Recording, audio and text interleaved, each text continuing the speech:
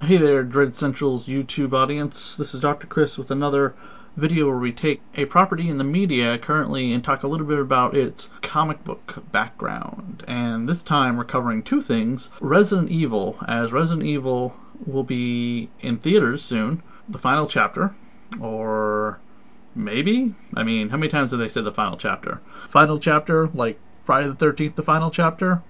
Yeah, we saw how that went.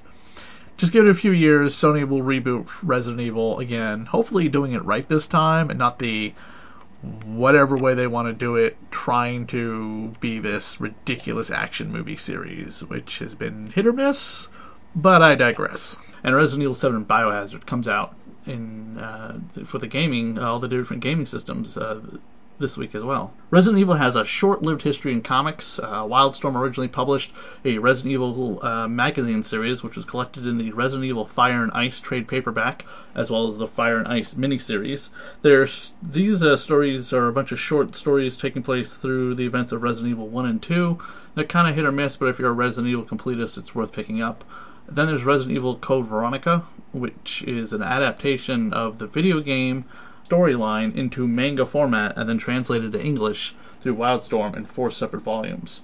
Next is Resident Evil by DC Comics. After Wildstorm was folded into the DC Universe at the events of Flashpoint, they put out one more miniseries, which is pretty forgettable. It involves the BSAA, Bioterrorism Security Assessment Alliance, which shows up in Resident Evil 5 and Resident Evil 6. Then we have Resident Evil, the manga series, a prequel to Resident Evil 6. The Marihawa Desire. Story and art is by Naoko Serizawa, and it's published by Viz Media. This is a 6-volume series involving a Professor Doug Wright and his nephew Ricky are going to a private girls' school where a zombie outbreak has occurred. And eventually Pierce and Chris Redfield from Resident Evil 6 show up, so the events of this manga series lead into the video game Resident Evil 6. It's probably the best of all the Resident Evil comic books, and I highly recommend it. The artwork inside it is all in black and white, as most manga is, but the first few pages are in color, and then it segues into this horrific black and white comic book filled with violence, death, murder, mayhem, zombies, and all the stuff you come to love from Resident Evil.